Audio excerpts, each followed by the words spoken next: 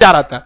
श्रीलंका थुरा है ना अभी एलटीटी से, अब यहाँ नेपाल में गया अमेरिका, नेपाल को खूब पैसा वैसा दिया, एयरपोर्ट और बनवाने लगा, स्कूल कॉलेज खुलवाने लगा, तो नेपाल खूब खुश हो गया, वाह वाह अमेरिका जैसा बड़ा देश हमारा का फेवर कर रहा है। देखो भाई साहब, अगर बड़े लोग या गुंडे बदमाश, इन लोग से दोस्ती बहुत खराब होती है, इससे सूर्य कब पलटते हैं से किसी को ठीक नहीं होता है।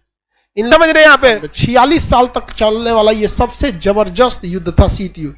इस शीत युद्ध में एक भी गोलियां नहीं चलाई गई थी, डायरेक्ट ये युद्ध चल रही थी अमेरिका और यूएसएसआर, उस समय सोवियत संघ नाम था इसका, उस समय 15 देश थे सब, इसका नाम क्या था, सोवियत संघ, जिसे अभी आप रूस देख रहे हैं। इन दोनों के बीच में भीषण युद्ध को क्या कहा गया, शीत युद्ध। इन दोनों ने आपस में एक भी गोलियां नहीं चलाई, एक भी गोली नहीं चलाई, लेकिन पूरी दुनिया में लाश का ढेर बिछा के रख दिया, पूरी दुनिया में कटवा के रख दिया शीत युद्ध के चल। अमेरिका चाहता था कि पूरी दुनिया उसके फेवर में रहे, उसके हिसाब से काम करे, रूस चाहता था कि पूरी दुनिया उसके फेवर में रहे, उसके हिसाब से काम करे। तो एक ये हो गया और एक ये हो गया, इसे कहा गया पहली दुनिया। जो देश अमेरिका के साथ थे उन्हें क्या कहा गया, पहली दुनिया, और जो देश रूस के साथ थे उन्हें क्या कहा गया, दूसरी दुनिया। और इसी पहली दुनिया के चक्कर में, दूसरी दुनिया के चक्कर में पूरी दुनिया तबाह हो गई। जो गया अमेरिका के फेवर में उसको रूस धो देता था, डायरेक्ट अमेरिका को नहीं धोता था, जो गया उसको धो देता था, और जो रूस के फेवर में गया उसे अमेरिका धो देता था। जैसे आपको एक एग्जांपल देते हैं, आपका यहां देखिए इराक, कौन देश, इराक, सीरिया, ये किसके फेवर में थे, सब रूस के फेवर में। अमेरिका यहां विद्रोह खड़ा करा के धूर दिया किसको, इन लोग को। आप बताइए क्या अमेरिका ने रूस में एक को गोली चलाया, क्या रूस ने अमेरिका पे चलाया, सद्दाम हुसैन चल गए। क्या हमें पहली दुनिया में जाना चाहिए कि दूसरी दुनिया में, हा? ये समस्या भारत के सामने थी उस समय जब देश आजाद हुआ था, और अंग्रेज हमें अंधेरी गली के मुहाने पे छोड़ के चले गए थे, जहां पता ही नहीं था कि कैसे क्या चीज चलता है। हम लोग यहाँ तो राजतंत्र था, उसके बाद अंग्रेज आए, सब लोकतंत्र पता ही नहीं था। बहुत सारी चीजें सिखा के भी गए थे अंग्रेज, क्योंकि हम लोग को सुप्रीम कोर्ट की स्थापना नहीं करनी थी, सारा सिस्टम पहले से था, संसद क्या होता है सब पहले से था, तो हम लोग को तो मिल गया। लेकिन जवाहरलाल नेहरू के सामने सबसे समस्या थी, ये जवाहरलाल नेहरू के समय का सबसे अच्छा स्टेप था, गुट निरपेक्ष। क्या था, गुट निरपेक्ष। हम किसी दुनिया में नहीं रहेंगे, हम लोग एक अपनी दुनिया बसाएंगे, समझ आ गया कि नहीं? हम लोग क्या करेंगे, एक अलगी दुनिया। अलगी दुनिया का नाम रह गया तीसरी दुनिया। कौन सा दुनिया, तीसरी दुनिया।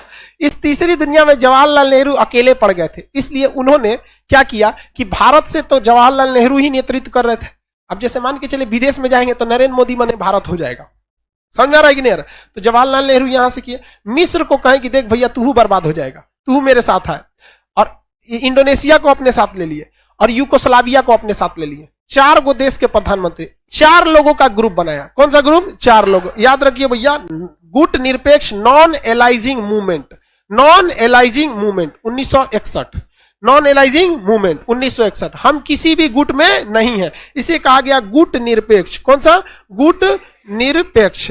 गुट निरपेक्ष आंदोलन 1960 से 61 का सबसे बड़ा आंदोलन था। कब चालू किया गया, 60 से 61 के बीच में। गुट निरपेक्ष आंदोलन किसने चालू किया, जवाहरलाल नेहरू।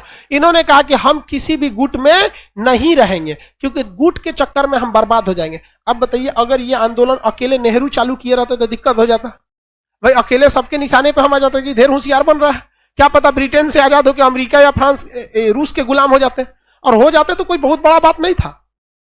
आज भी हम लोग रूस और अमेरिका के इतना पावरफुल थोड़े हैं आज के वक्त में भी, उस वक्त की तो बातें छोड़ दीजिए।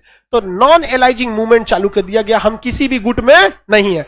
इसे कहा गया तीसरी दुनिया। कौन सी दुनिया, तीसरी दुनिया। इसी को कहते हैं दक्षिणी दुनिया। कौन दुनिया, दक्षिणी दुनिया। इसी को कहते हैं विकासशील देश, कि अभी ये डेवलपिंग फेज में है। तो डेवलपिंग फेज होने की वजह से चक्कर पकड़ नहीं करना चाहिए। तो जवाहरलाल नेहरू ने क्या चालू कर दिया, गुट निरपेक्ष, और भारत किसी भी पक्ष में नहीं गया। लेकिन एक बात पता था भारत को कि हमेशा कोई ना कोई ऐसा शक्तिशाली आदमी से पहुंच बनाए रखो कि जरूरत पड़ने पर वो काम आ सके। तो चुपके से समझौता किससे हो गया था, रूस से, कि भैया हम लोग कभी कभी भाई भाई की तरह रहेंगे, लेकिन दुनिया के सामने क्या रहेंगे, गुट निरपेक्ष। हाथी के दांत दिखाने की और खाने की ओर। हम लोग किसमें थे, गुट निरपेक्ष, लेकिन रियल में किसके साथ थे, रूस के साथ। लेकिन हमारी नीति हमेशा स्वतंत्र रही थी, ऐसा नहीं था कि रूस ने जो बोल दिया हम वही करेंगे। हम लोग अपना सोच समझ के रखते थे। इस बीच में रूस के साथ एक दगाबाजी हो गई, प्रकृति ने धोखा दे दिया रूस को। रूस की सेना बहुत विशाल थी, और प्रथम विश्व युद्ध में सबसे ज्यादा लात खाया था कोई तो रूस। और रूस का ऊपरी भाग समुद्र से पूरी तरह बर्फ से ढक जाता है। ये एरिया क्या हो जाता है, ढक जाता है बर्फ से।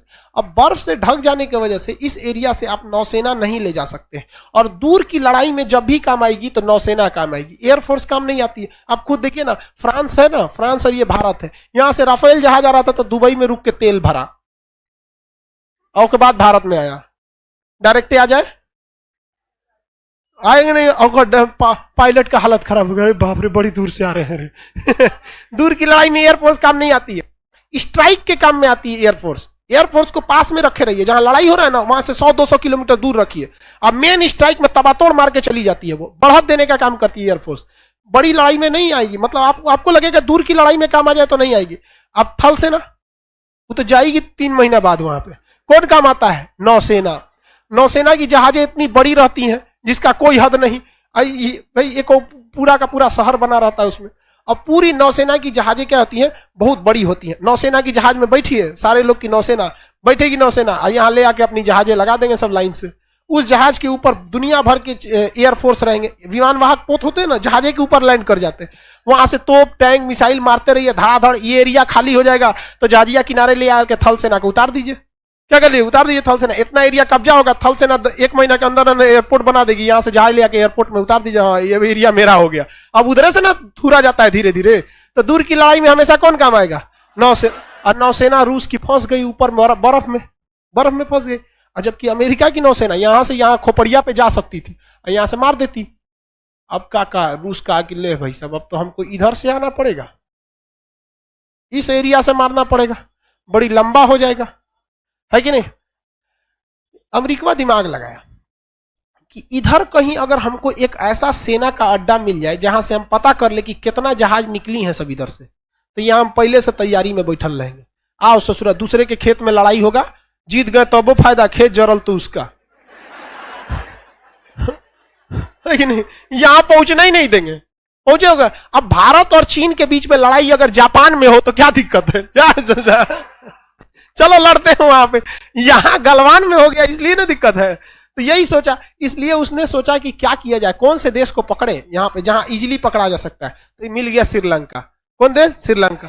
भारत से कहा कि भारत हमको यहाँ पे ट्रांसमिशन लगाने के लिए, बड़का रडार स्टेशन लगाने के लिए जमीन दो ना, वहां में एयरफोर्स वगैरह रखेंगे। तो भारत, नेहरू ने उसको समझा दिया कि देखिए, आप क्लास ना किए हैं खान सर का, नॉन एलाइजिंग मूवमेंट, आपको ना पता है, हम लोग दूसरे दुनिया के हैं तो भारत उसको नहीं दिया। तो ये किसके में चल गया, श्रीलंका में।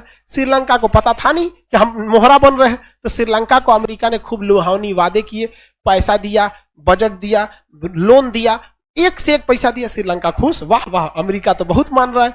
बाबू तुमको सब समझाते हैं, जिंदगी में कोई अगर बहुत माने तो समझ जाना बहुत बड़का चीज में बहुत गड़बड़ है। इस दुनिया में हमेशा एक्सचेंज रूल लगता है, अगर आपको कुछ पैसा इन्वेस्ट करेगा तो आपसे भी रिटर्न खोजेगा। तो यहाँ तो इन्वेस्ट खूब किया। उसके बाद अमेरिका कहा कि सुनिए ना श्रीलंका, हमको यहाँ निचवा हम्बन टोटा बंदरगाह है आपका, श्रीलंका का निचला बंदरगाह का नाम क्या है, हम्बन टोटा बंदरगाह, ये दे दीजिए, हम यहाँ पर हम डेवलप करेंगे, आप भी यहाँ सामान मान लीजिएगा, हम यहाँ एक रेडियो स्टेशन और ट्रांसमिशन स्टेशन बनाएंगे। आप बनाएगा तो केकरा पे नजर रखेगा, यहाँ से रूस पे। किस पे नजर रखेगा, रूस पे।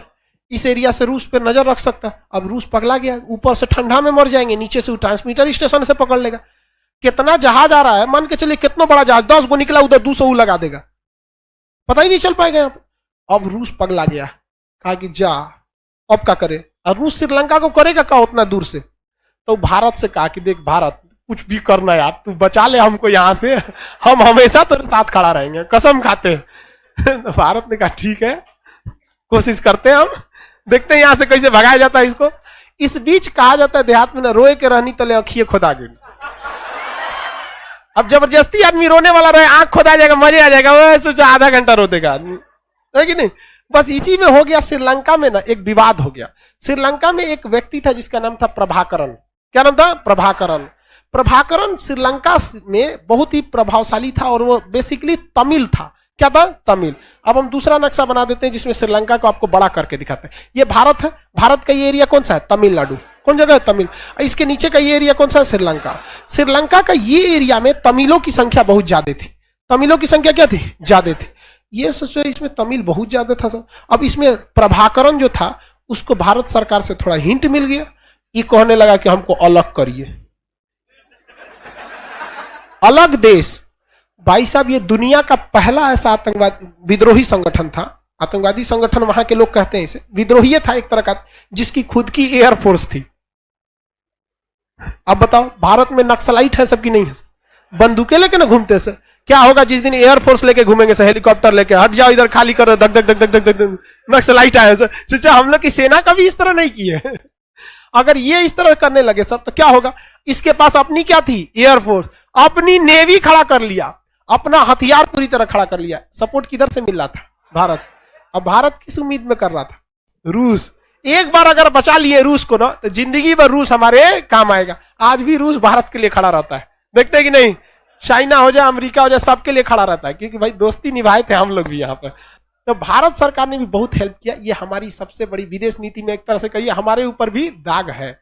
लेकिन हम आपको क्या बताएं, अंतर्राष्ट्रीय संबंध में कोई किसी का दोस्त नहीं, कोई किसी का दुश्मन नहीं। हम लोगों ने क्या कर दिया, चढ़ा दिया यहाँ पर इन लोग को, प्रभाकरण को।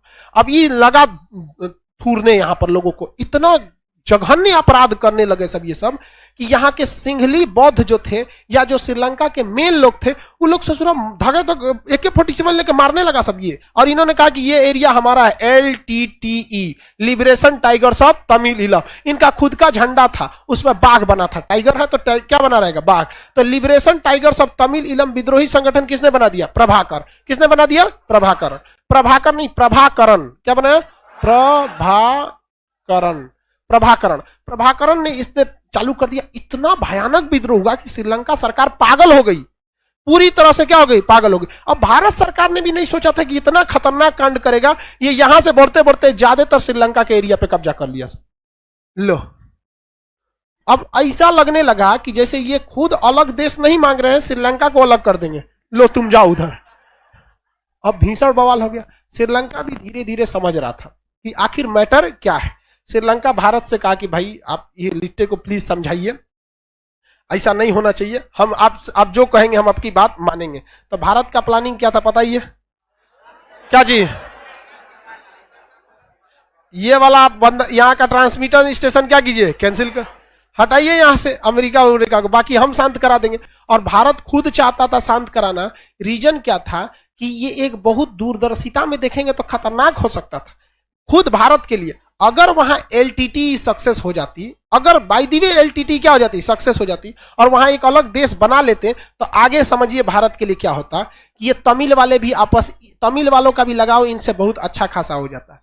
आज भी अगर भारत सरकार LTT के लिए कुछ अच्छा काम करती है, मतलब श्रीलंका के लिए कोई अच्छा काम करती है, तो ये विरोध करता है सब भारत सरकार। मनमोहन सिंह जब सरकार चला रहे थे तो गठबंधन की सरकार थी, मनमोहन सिंह की मोदी जी की तरह बहुमत की सरकार नहीं थी। मनमोहन सिंह श्रीलंका से जब बातचीत करने गए तो इन्होंने गठबंधन तोड़ लिया कि काहे बतिया रहे हैं उससे, समझ में गया। चेन्नई में मैच होने वाला था, श्रीलंका के खिलाड़ी आने वाले थे, विरोध कर दिया कि यहाँ श्रीलंका के खिलाड़ी नहीं खेलेगा सब तमिलनाडु में। तो तमिलनाडु इसमें बड़ी विवाद चलता है। तो दूरदर्शिता देखिए, हमेशा देश के बारे में सोचना चाहिए कि हमारे देश के लिए खतरा हो जाता है। ये हो जाता है एक नया कश्मीर मुद्दा कि पास में रख के आप किसका फेवर करने लगी है, पाकिस्तान का।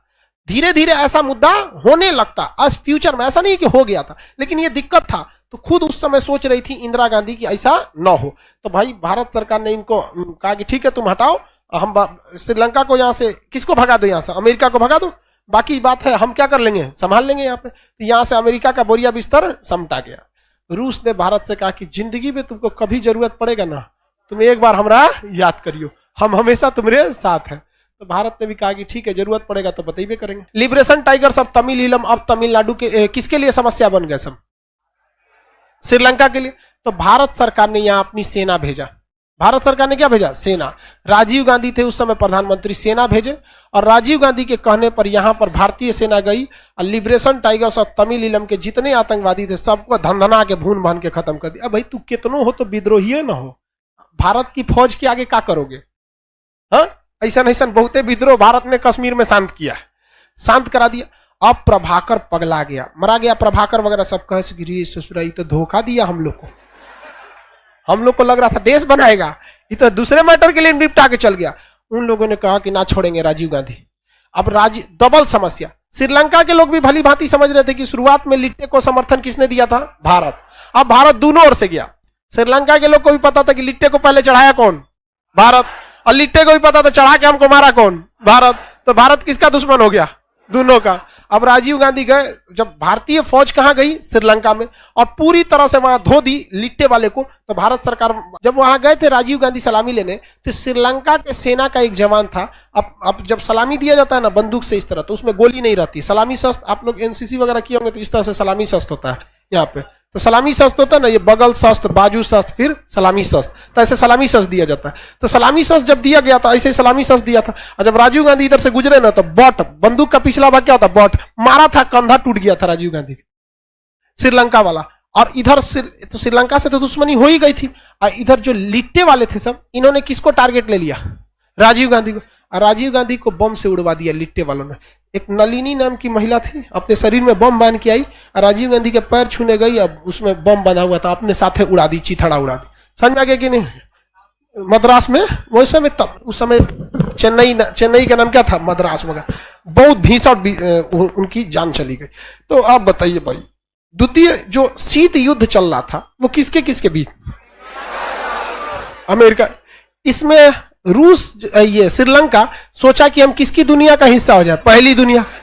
आधा लोग को साफ कर दिए सर लिट्टे वाले ने, और लिट्टे को साफ कर दिया भारत सर। इधर हमारे राजीव गांधी भी चल गए। बताइए, शीत युद्ध में अमेरिका और रूस के बीच एक भी गोली चली, और श्रीलंका में लाश बिछ गया। अब भारत के सामने एक समस्या ये आ गई कि अमेरिका ससुरा हम लोग को टारगेट ले लिया कि तुम ही चोट्टा हटाया है यहां से। अब भारत सरकार फिर टेंशन में आ गई कि हम तो इससे दोस्ती तो हो गया, लेकिन वो पागल थोड़ी है अमेरिका। अमेरिका क्या कहेगा? तो अब भारत से दुश्मनी ले लिया। अब कहा कि भारत तुमको भी नहीं छोड़ेंगे। इधर चीन खूब खुश हो गया, हाँ आओ आओ, हम सीधाने आ रहे थे ना, आओ। अब भारत की दुश्मनी किससे, अमेरिका की दुश्मनी किससे हो गई? भारत, चीन, रूस। अब भारत ने कहा, अमेरिका ने कहा कि छोड़ेंगे नहीं एकरा। अब अमेरिका का अगला नजर आया नेपाल। किसका नजर आया? नेपाल। अब नेपाल के राजा को ही फुसलाना चालू किया। इन्हों के दिन खराब है, अभी देखिए ना, इनका दिन खराब है। भाई नेहरू पागल थोड़े था जो गुट निरपेक्ष में जा रहा था। श्रीलंका थोड़ा है ना अभी एलटीटी से, अब यहां नेपाल में गया अमेरिका। नेपाल को खूब पैसा वैसा दिया, एयरपोर्ट और बनवाने लगा, स्कूल कॉलेज खुलवाने लगा। तो नेपाल खूब खुश हो गया, वाह वाह, अमेरिका जैसा बड़ा देश हमारा का फेवर कर रहा है।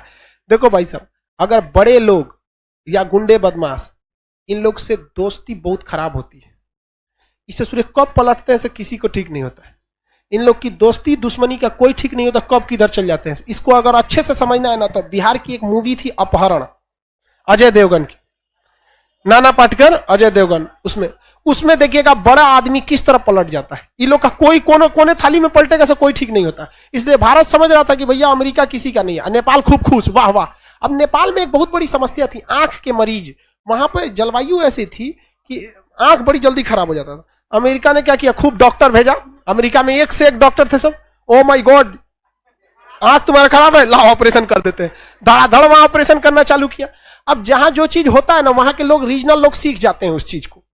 अब जैसे मान के चलिए कहीं पे कोई भी चीज का उत्पाद, जैसे मान के चलिए बिहार में ही लिट्टी बहुत ज्यादा बनता है, तो यहाँ हर आदमी को नॉर्मली पता है कि लिट्टी बनेगा कैसे। तो वहां आंख के डॉक्टर खूब आने लगे। और नेपाल के लोग भी सीखने लगे। आज भी नेपाल में आंख बड़ी अच्छा बनता है। इनका आंख बना रहा था। उसके बाद नेपाल को खूब पैसा दिया, आंखों बना हुआ डॉक्टर भेजा, मेडिकल सुविधा दिया।